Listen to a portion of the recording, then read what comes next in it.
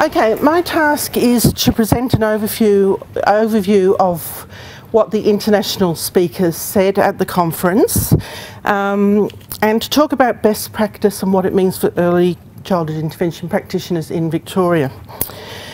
In preparing for today, I decided to take an historical perspective. I want to think about the concept of best practice, what it is, how we apply it, and most importantly, how it changes over time. I'm sure that all of us always wants to implement best practice, but depending on our own personal beliefs, experience, professional discipline, and the professional reading we choose to do, we may have different opinions as to what it is. So what is best practice?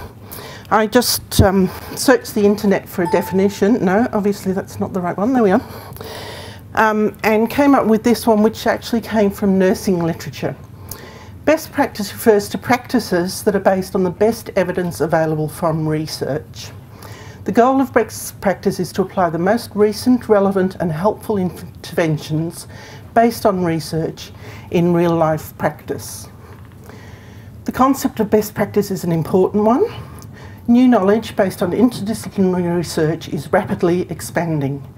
Provision of high quality services depends on translating research-based knowledge into real life practice. And it changes over time. The important point I want to make is that what we think of as best practice changes. And that what was best practice when I started out is not best practice today.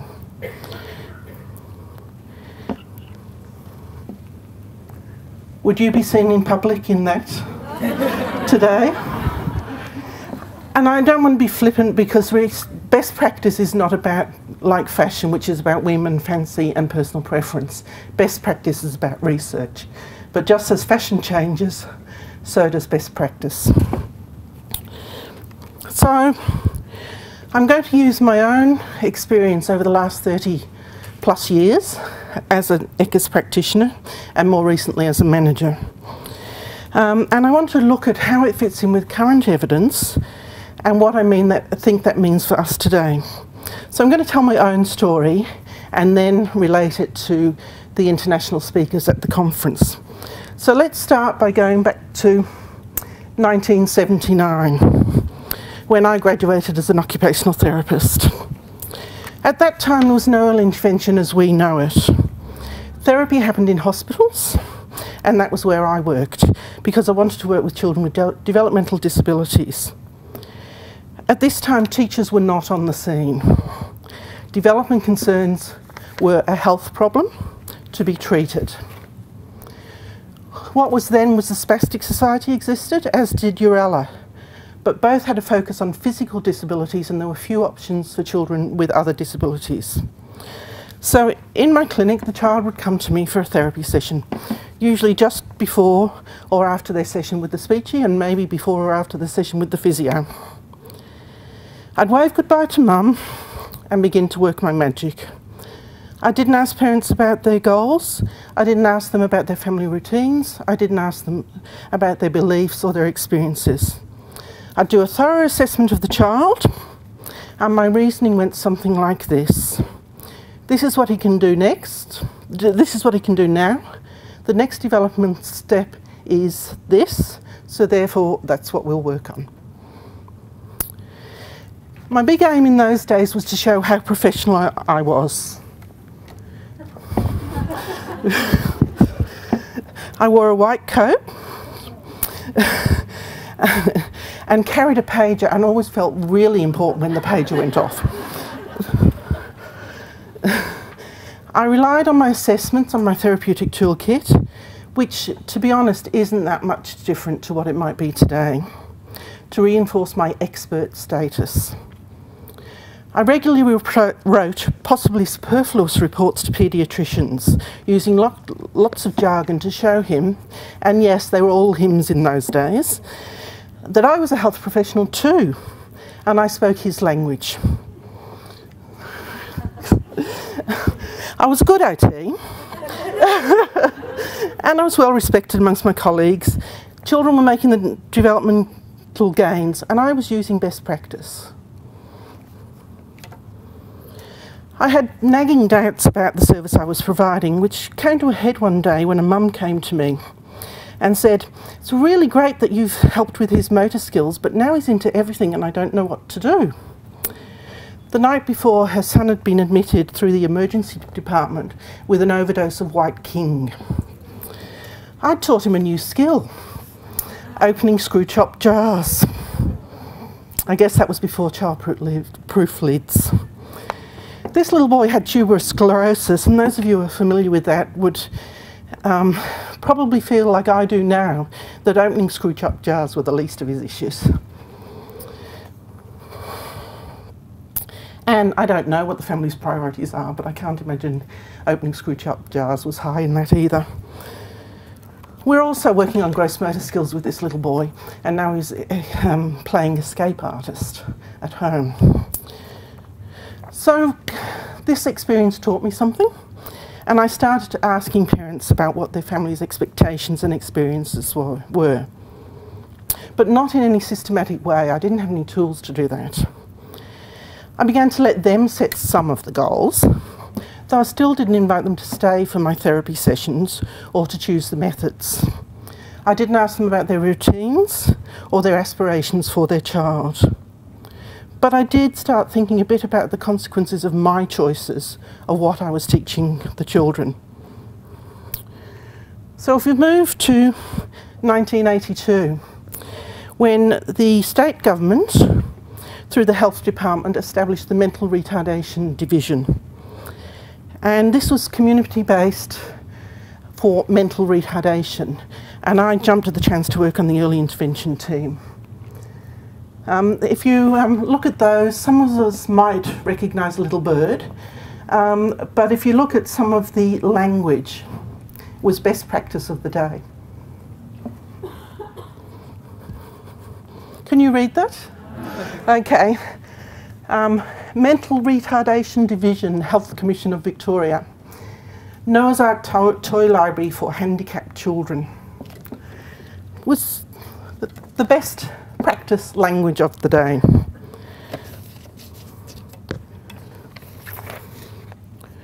These teams were the forerunner of today's specialist children's services teams. There were no centre, and I worked in family homes, which was very innovative for the time and very exciting as a relatively new OT. There were also very few rules at this time. Evidence-based practice was not even a term we used. I thrived in the environment, and for me it was the beginning of family-centred practice. But when I visited homes, I did the same thing as I had done in my clinic, except this time the parents were there. I usually ran a therapy session, though sometimes I just listened to the family, guiltily feeling that I wasn't doing real therapy. Goals were still based on my assessment and were sequential. This is what he's up to, this is the next stop, this is what I want him, this is what we'll work on. And now I had the families there, this is what I want you to work on between my visits. There was still no concept of children with developmental delay needing anything but therapy. MRD didn't employ teachers in early intervention. So I'd leave parents with a list of activities to complete the next week, and came back, and it was weekly in those days, to reassess and tell them what to do next. Some of you may remember the Portage Guide to Early Education. This was our Bible at the time. Are there people who remember this?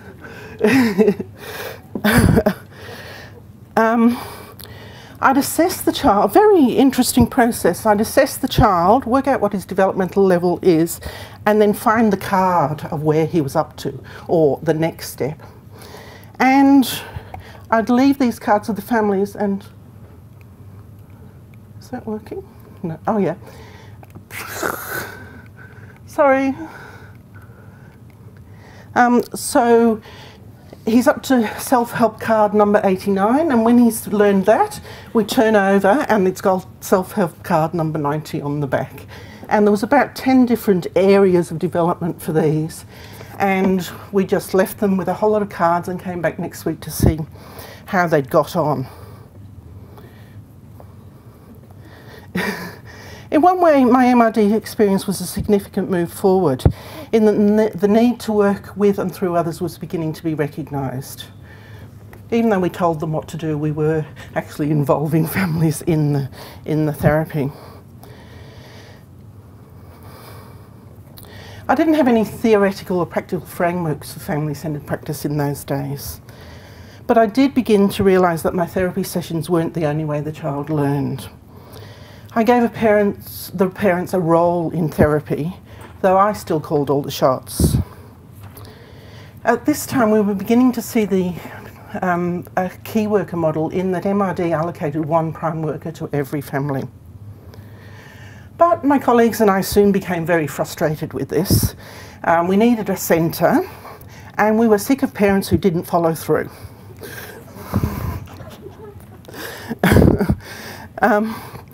I remember doing a joint visit with a speechie at the time. She'd left a special mug the week before and found it exactly where she'd left it. She was frankly angry at the family for not carrying through on her instructions. My ever-growing doubts were reinforced by witnessing this incident. But I guess I was pulled along with the tide.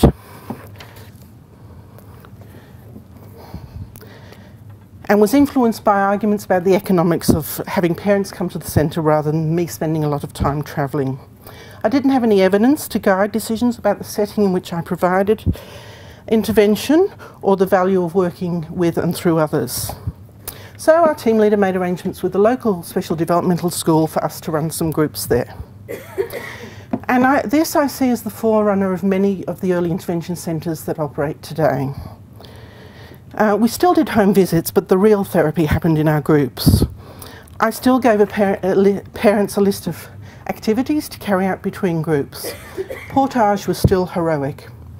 Every child of the same developmental level got the same program, although the behaviour management was different. During this period, the focus was almost purely on the child. I didn't ask parents about their routines. I would only address their concerns if they raised an issue, and my solutions usually revolved around changing the child, either by teaching them new skills or by behaviour management. I didn't even think about changing routines or coaching parents in ways of managing that behaviour or that routine. I recently found a program I wrote in those days, which was for a child to stay dry while on the bus, because in those days kids got shipped by bus to the day centre. This little girl was about 4, I think. She was toilet trained at home, but wet her pants as soon as she was on the bus to go to the day centre. So I wrote a very fancy behaviour management program that didn't work. Looking back, I suspect she was probably scared stiff, and the answer certainly wasn't Skinnerism. At that stage, we had all the makings of a family-centred service and even the beginnings of a key worker model. But it was intuitive, and I didn't know enough then to understand the advantages of working in this way. There was little evidence around an alternative. I was still very much in a professional expert role. I was very pleasant to families. They liked me. I was a good OT. But I was the expert, and that's the relationship I had with families. I worried the parents had different priorities to me. Was I not getting across the importance of progressing through each of the developmental phases? Was I negligent if I allowed a child to sit in whatever chair was comfortable and easy for the family? Or should I insist that I use my chair that seated the child properly? I'd been taught to treat the diagnosis. I don't know that if they still do it, I wouldn't be surprised, but we had cerebral palsy one week and mental retardation the next week, and so on. I was not taught to support the family. And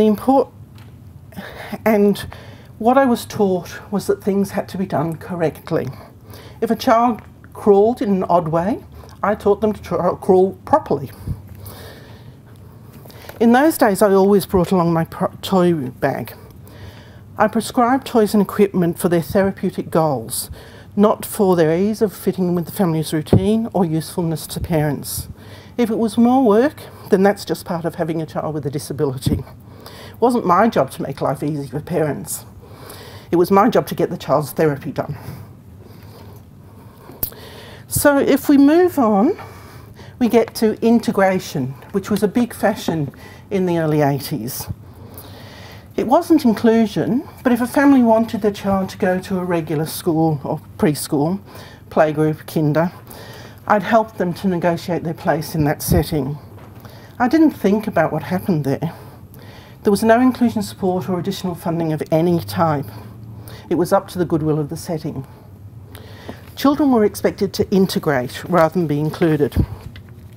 I didn't see any educational goals in this, and I don't think anyone else did, though I did recognise potential social benefits. Attendance was how I measured success. I was much less concerned with what happened while the child was there. The start of ECIS. In the late 80s, being a 20-something at the time, I trotted off overseas for further study and tried other areas of OT, though always with chronic disability. This is a special school. People thought it was a hospital when I showed them at work. During this period, while I was away, early intervention as we know it grew.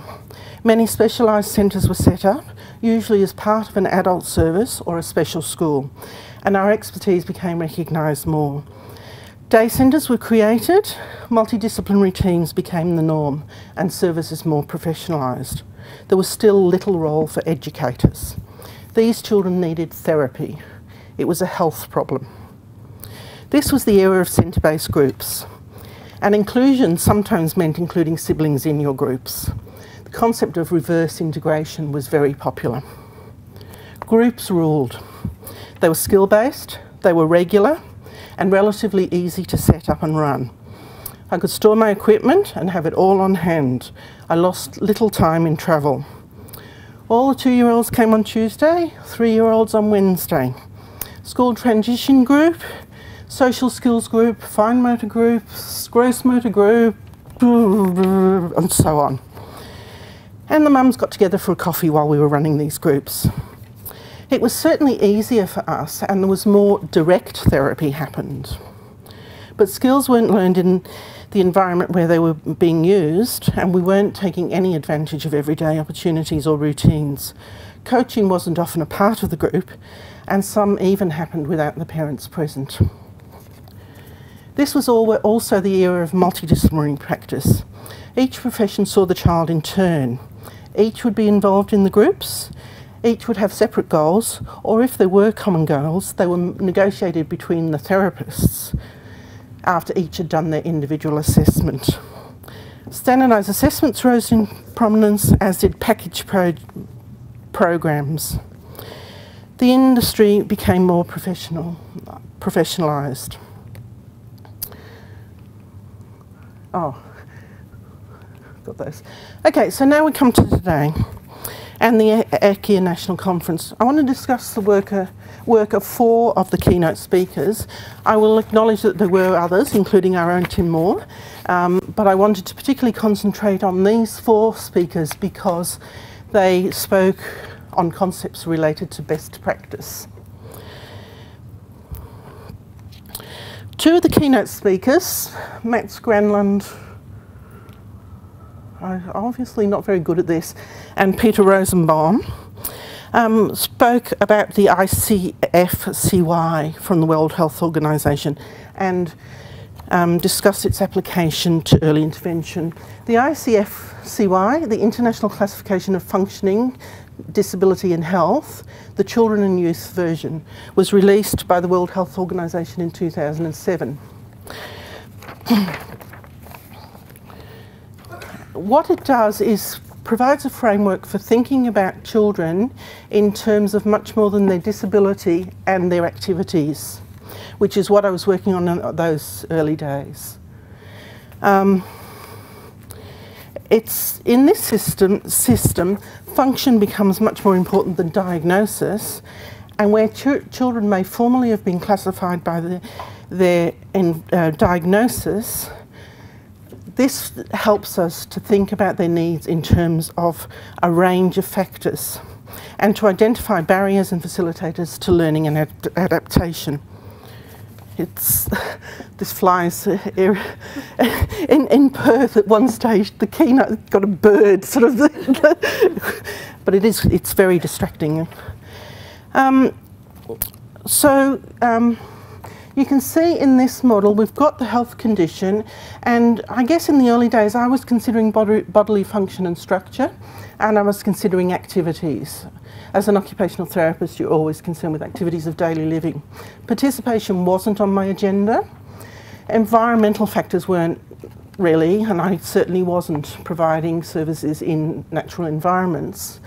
And personal factors, I guess they always take account in some way, but I didn't really take that much account. So both Rosenbaum and Granlund presented this as a model for us to do our assessment, but Peter Rosenbaum went one step further, talking about the F words. So these are the same concepts, but it's a way of remembering them. So he talked about fitness, which is your physical, function, your activities, friendships, which is your participation, family factors, which is your environment, and fun. And he talked a lot about just helping people to have fun. But if you consider people in this framework, you work on a whole lot of, or ask questions about a whole lot of things that you don't ask questions about if you're only thinking about their physical disability and their activities. Both speakers emphasised the importance of function over form. So our traditional notions, and mine as an occupational therapist, of correct performance or correct positioning are much less important than the function of that performance or that activity. And he had actually done some research, or he reported some research of to what extent were clinic skills transferred, and of a physio getting perfect, someone walking perfectly, but then the parents going home and doing it the old way anyway because that was what it was easiest. And basically he was saying it doesn't make any difference in the long run anyway from his research, whether it's proper or not. If we move on to Robin McWilliam, he's from the Siskin Institute in Chattanooga, Tennessee. He presented a keynote on his work on routines-based intervention. Using this approach, assessment starts with the family, or in the case of early childhood education and care, the educators. And it starts by asking them about their routines and how satisfied they are with them. In addition, an understanding of the family is gained through doing an echo map. And those of you who attended Ian Stevens' presentation this morning would have seen the echo map in practice. Goals are then set around the routines that are problematic for the family or for the educators, and are set around function, not performance. That's a subtle but important difference to me. Service is delivered by a transdisciplinary team using support-based home visits and collaborative consultations to early childhood education and care services. Programs are developed to change routines to enable the child to participate in them. There's less emphasis on changing the child and more on adapting the environment or coaching the adults in new ways of performing the routine to allow the child to participate. This is quite different to a therapy perspective, where the main aim is to teach the child new skills or to change their behaviour. And that's an overview of Robin's model. So we've got understanding the family's ecology through the echo map, functional family-centred needs assessment, which is based on the family's routines, transdisciplinary services, support-based home visits, very different to therapy-based home visits, and collaborative consultation, collaborative being the important word, to childcare. Robin also emphasised that the family must be able to use what's available in their own environment, and that it's up to us to be creative in using what exists rather than have families believe that our special things are necessary. He controversially stated that he fires anyone who brings along a toy bag. Quite controversial. He also stated there's not much a fat bolster can do that a fat leg can't. That's not to deny that special equipment is needed at times, but Robin asks us to use it as a last resort rather than a regular part of our toolkit. In the old days, I always took my toy bag. I recommend that you get onto Robin's books if you're not familiar with them. There's lots of checklists for assessment and lots of tools in there that you should find useful in your work. Melissa Sheldon, and she's written a lot with her colleague Dathan Rush on coaching primarily. A very strong conference theme was working with and through others, and I believe Melissa's and Dathan's work gives us some tools to do that. Melissa presented her work on coaching, and that incorporates coaching of family members, of early childhood education and care professionals, and of other members of our own team from different disciplines. She sees the role of ECIS as being to build capacity in others by coaching the adults to implement an intervention rather than perform that intervention directly on the child. Melissa also sees coaching as the main skill needed for transdisciplinary practice. So team leaders from one discipline coach others, and the number of team members therefore having contact with the child reduces. Melissa calls her model an expert model of coaching, in that we are the experts and we wish to pass that expertise on to the adults, not due to the child, in the context of an equal adult relationship. The coach is a facilitator rather than an instructor or modeller.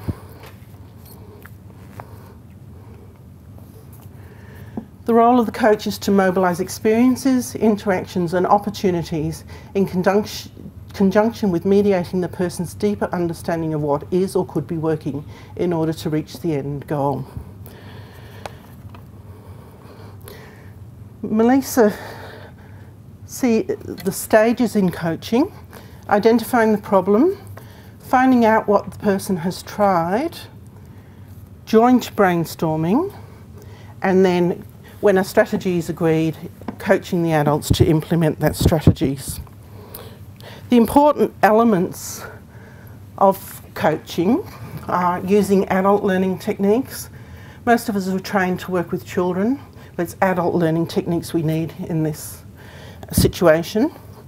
Coaching, non-directive, goal-oriented, solution-focused, performance-based, reflective, collaborative and context-driven coaching. And I love this last sentence, as hands-on as it needs to be. So as Tim was saying this morning, it's not about staying and never putting your hands on, it's about being very judicious with the use of those hands-on as an ECIS professional. We're coaches rather than providing direct therapy. So what does all this mean?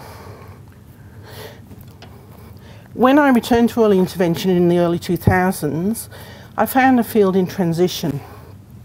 Here in Victoria today, we operate in a range of models, a range of settings with a range of philosophies. Many still run skill-based groups, but they're more individualised and usually include the family. Many have adopted a key worker model, but we don't necessarily all do or mean the same thing when we say we're operating a key worker model. Many understand our role in coaching, but we often lack the skills to do it well. We now set goals with the family, but I know, even amongst my own staff, I still get goals such as get a physiotherapy consultation, rather than the functional goals that tells us what the outcome of that consultation is going to be. We often confuse means with ends. No infant or toddler needs physical, occupational or speech therapy twice a week in order to grow and develop. What young children need is exposure to communication, mobility, Play, gradual independence in activities of daily living, and nurturing interactions with family members every day in their usual places and situations. Therapists, using their therapeutic expertise as a means to this end, can help young children and family members achieve their desired outcomes. I think that's really important. My biggest impression from Perth is that there's now far more unity on what works than ever before. This year there were no arguments about if we should practice in natural environments or if we should work in a transdisciplinary way or if we should use a key worker model. The question asked was much more, how do we do these things? I believe that speakers like Ron McWilliam and Melissa can help us do this. The evidence available today tells us that key worker models, transdisciplinary practice, family-centred practice, routines-based participatory goal setting, use of natural environments, now I've lost my place, and inclusion are the way forward. Coaching and working with and through others. We're now committed to evidence-based practice and to best practice, and we know what best practice is. We didn't have those concepts even in the early days. Disability is now seen as more of a social issue than a health issue. The importance of early childhood education and the role of the educator is now recognised, not just therapy. Inclusion is a given, and early childhood education and care is improving thanks to state and national frameworks to guide this. It's recognised that it's usually the adults who need to change, not the child, and that changing the environment is usually more successful than trying to change the behaviour. We recognise that the family's goals may not be the ones we choose, but we honour that. The evidence will change, and if we're committed to best practice, so will our practice.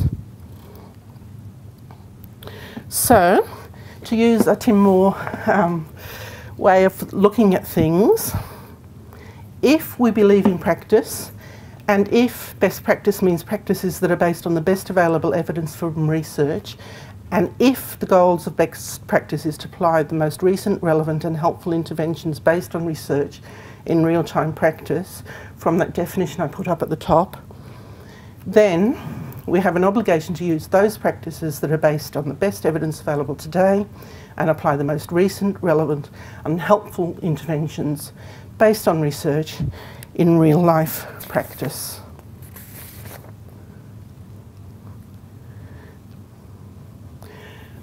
So I guess I'd like to finish by calling on all you to do this.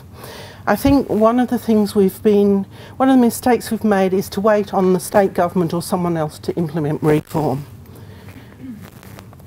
We need to do it ourselves. We need to work on best practice as the evidence evolves.